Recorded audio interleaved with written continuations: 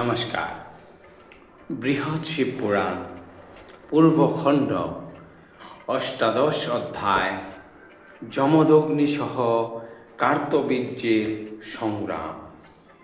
সনত কুমার উবাচ সৈন্যতচ্চ সমাকর্ণ রাজা বাহুসহস্রভৃত বহুধা চিন্তয়ামাস মৌনং ব্যাকুলেন্দ্রিয়। তারপর ঋষিগণে করি সম্বোধন, পুনর্চ কহিতে থাকে বিধির নন্দন। শুনো শুনো ঋষিগণ বচন আমার, তারপর ঘটে যেই অদ্ভুত ব্যাপার। নরপতি সেনামুখে করিয়া শ্রবণ, মনে মনে বহুক্ষণ করেন চিন্তন। দূত একে সম্বোধন করি তারপর, পাঠালেন অবিলম্বে ঋষির গোচর। রাজার আদেশে দূত করিল গমন, অবিলম্বে উপনীত ঋষির সদন। ঋষিপাশে উপনীত হইয়া তখন, তাহারে সম্বোধি কহে কর্কশ বচন। শুনো শুনো ঋষিবর বচন আমার, রাজার আদেশে আসি নিকটে তোমার। রাজার আদেশ যাহা করহ শ্রবণ, একে একে তোমা পাশে করি নিবেদন। সুরভি নামেতে ধেনু আছয়ে তোমার, রাজার করেতে তাহা দেহ উপহার। যদি নাহি নৃপবরে করহ অর্পণ, অবশ্য হইবে তব বিপদ ঘটন। তোমার সহিতে তার হইবে সমর, বুঝিয়া করহ কাজ ওহে ঋষিবর।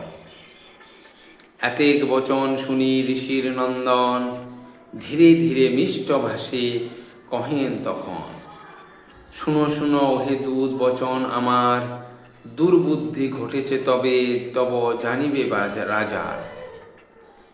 অনাহারে ছিল রাজা গাছের উপরে, সৈন্য সহ কত কষ্টে নিশাপাত করে। যতনে অতিথি আমি করিনু সবার, তাহার উচিত ফল দিতেছে আমায়। সাধ্যমতে সকলেরে করানো ভোজন, তার প্রতিফল রাজা দিতেছে এখন। আমার বচন শুনো ওহে দূতবর, শীঘ্রগতি যাহো তুমি রাজার গোচর। আমার বচন শীঘ্র জানাও তাহারে, শীঘ্র করি ফিরি যান আপন আগারে।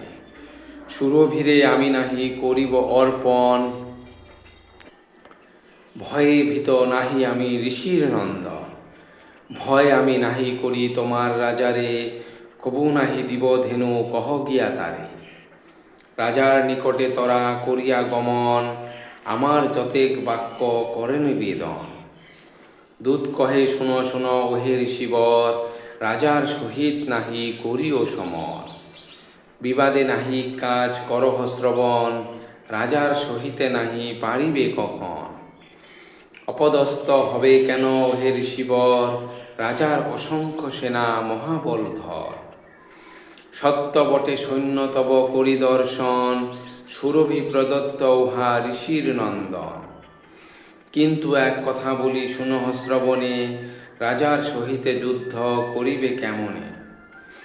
অল্পমাত্র সৈন্য তব ওহে ঋষিবর, রাজার অসংখ্য সেনা মহাবলধর। অল্প বল তব সৈন্য কর দর্শন, এতএ বিবাদেতে নাহি প্রয়োজন। বিবেচনা করি দেখো আপন অন্তরে, পরাভূত যদি হও তুমি হে সমরে। ভবিষ্যতে কি দশা ঘটিবে তোমার, মনে মনে ওহে ঋষি করহ বিচার। তাপস ব্রাহ্মণ তুমি কাননে বসতি, যুদ্ধে বলো কিবা কাজ ওহে মহামতি। রাজার সহিতে যুদ্ধ নাহি প্রয়োজন, অবিলম্বে সুরভিরে করহ অর্পণ। রাজার সহিতে যদি করহ সমর, নিশ্চয় তেজিতে হবে এই কলেবর। অকালে যাইবে তুমি সমন ভবন, এতএব যুদ্ধে বল কিবা প্রয়োজন। তোমার মঙ্গল হেতু নিবেদি তোমারে, অবিলম্বে সুরভিরে দেহরাজ করে। তাহাতে মঙ্গল হবে লভিবে কল্যাণ, পরম সন্তুষ্ট হবে নৃপতি ধীমান। দূতের এতেক বাক্য করিয়া শ্রবণ, ধীরে ধীরে ঋষিবর কহেন তখন। শুনো শুনো ওহে দূত বচন আমার, কি সাধ্য বলহ দেখি তোমার রাজার। যে কথা বলিলে তুমি আমার সদনে, পুনরায় হেন কথা না কহ বদনে। দূতরূপী মম পাশে তব আগমন, ক্ষমিলাম এই হেতু শুনহ সুজন। নিবেদন কর গিয়া তোমার রাজারে, করুক সমর সেই যত শক্তি ধরে। রাজার বচনে মম নাহি কোনো ভয়, সংগ্রাম করিব আমি নাহিক সংশয়। শীঘ্র গতি ওহে দূত করহ গমন, অবিলম্বে রণে আমি হব নিগমন। মম দূত রূপে তুমি যাহ শীঘ্র গতি, নিবেদন কর গিয়া ওহে মহামতি। ঋষির এতেক বাক্য করিয়া শ্রবণ, দ্রুত গতি দ্রুত দূত যায় রাজার সদন। রাজার নিকটে আসি নিবেদন করে, শুনি রাজা মহারুষ্ট আপন অন্তরে। মহারোষে সেনাগণে করি সম্বোধন, কহিলেন শুনো সবে আমার বচন। সমরে সাজহ সবে বচন আমার, ঋষিসহ যুদ্ধে সবে হও আগুসার। রাজার আদেশ পেতে যত সৈন্যগণ, অবিলম্বে সমরেতে সাজিল তখন। অশ্বপরি কত সাজে কে করে গণনা, গজপরি সাজে কত অগণিত সেনা। পদাতি সাজিল কত কে গণিতে পারে, আর অসি ঢাল হাতে কত সাজিল সমরে। এই রূপে সাজে যত চতুরঙ্গ দল, হুঙ্কার নিনাদে ধরা যায় রসাতল। পদ ভরে ধরা দেবী টলমল করে, লম্ফ ঝম্ফ দেয় সৈন্য উল্লাসের ভরে। রণমদে মত্ত হয়ে যত সৈন্যগণ, জয় জয় শব্দে ক্রমে করিল গমন। মহাবেগে তীর ছাড়ে কোন কোন জন, অশ্ব পরিচরি করে বেগেতে গমন। মার মার শব্দে কেহ দ্রুতগতি ধায়, ধনুগুণ টানে কেহ মহাবল বলকায়। রণবাদ্য বাজে কত শব্দ ভীষণ, সঙ্গে সঙ্গে করতালি দেয় কোন জন।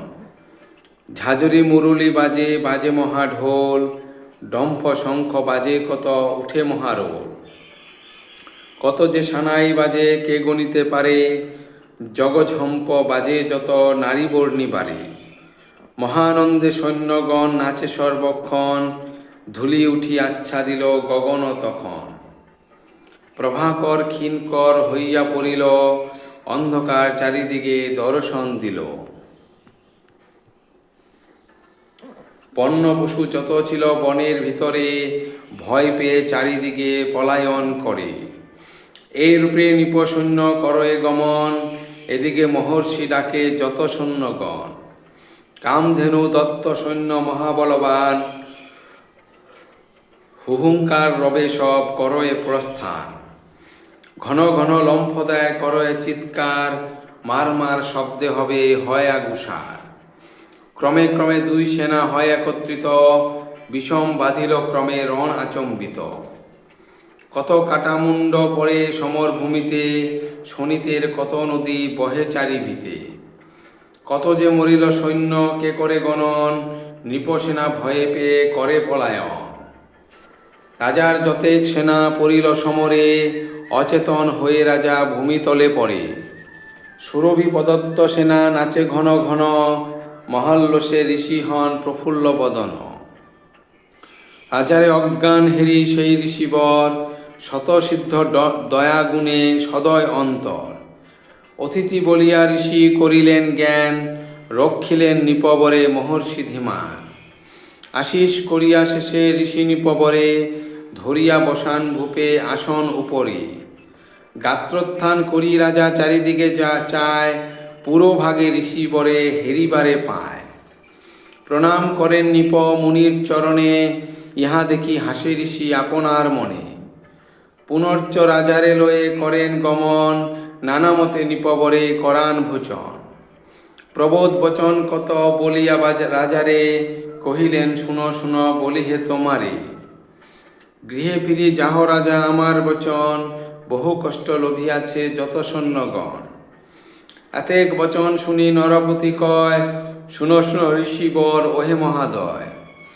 আমার করেতে শীঘ্র দেহ সুরভিরে, নইলে পুনঃ রত রণে হও হে অচিরে।